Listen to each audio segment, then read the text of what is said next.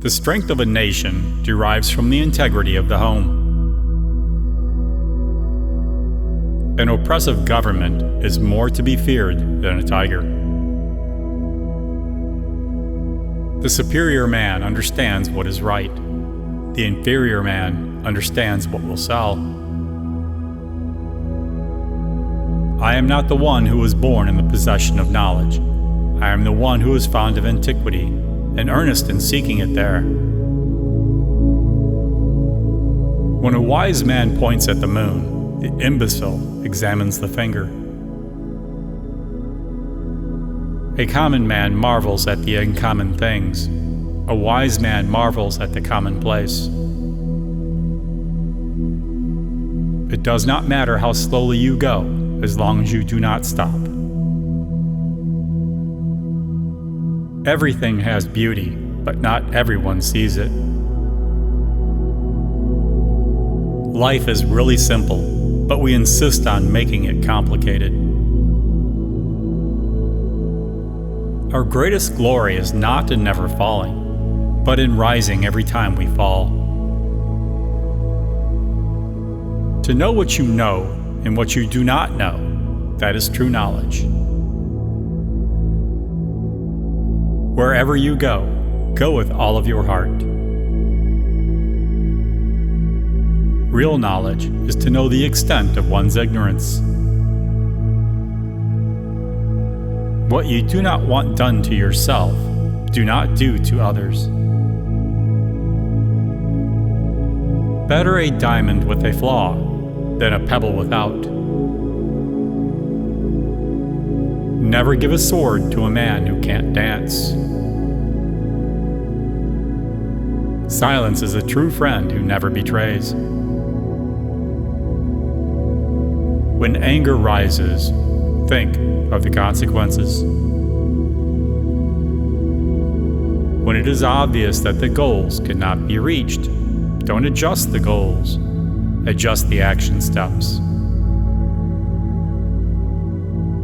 Success depends upon previous preparation, and without such preparation, there is sure to be failure. Humility is the solid foundation of all virtues. In a country well governed, poverty is something to be ashamed of. In a country badly governed, wealth is something to be ashamed of.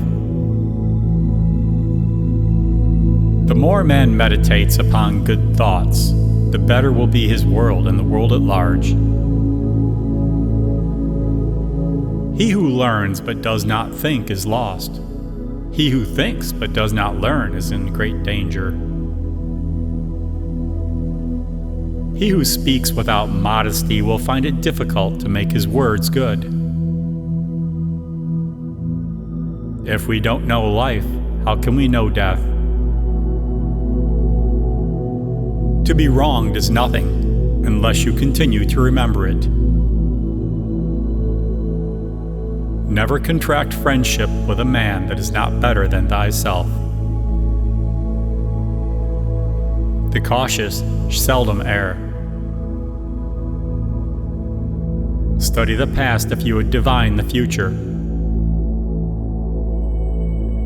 To see what is right and not do it is want of courage or of principle.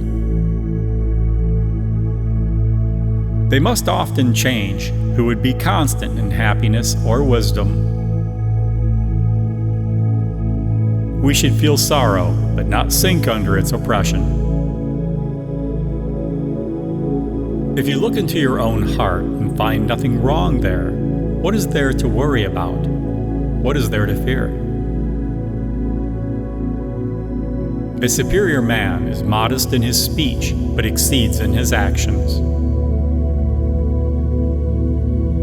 It is more shameful to distrust our friends than to be deceived by them. A gentleman would be ashamed should his deeds not match his words. The superior man thinks always of virtue. The common man thinks of comfort. The superior man acts before he speaks, and afterwards speaks according to his action. Wisdom, compassion, and courage are the three universally recognized moral qualities of men. To see and listen to the wicked is already the beginning of wickedness. Virtue is not left to stand alone. He who practices it will have neighbors. To go beyond is as wrong as to fall short. Go before the people with your example, and be laborious in their affairs. Ability will never catch up with the demand for it. The object of the superior man is truth. I want you to be everything that's you, deep at the center of your being. The superior man makes the difficulty to be overcome his first interest. Success only comes later.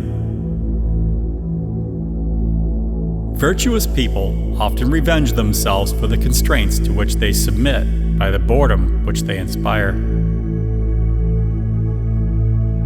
Look at the means which a man employs. Consider his motives. Observe his pleasures. A man simply cannot conceal himself.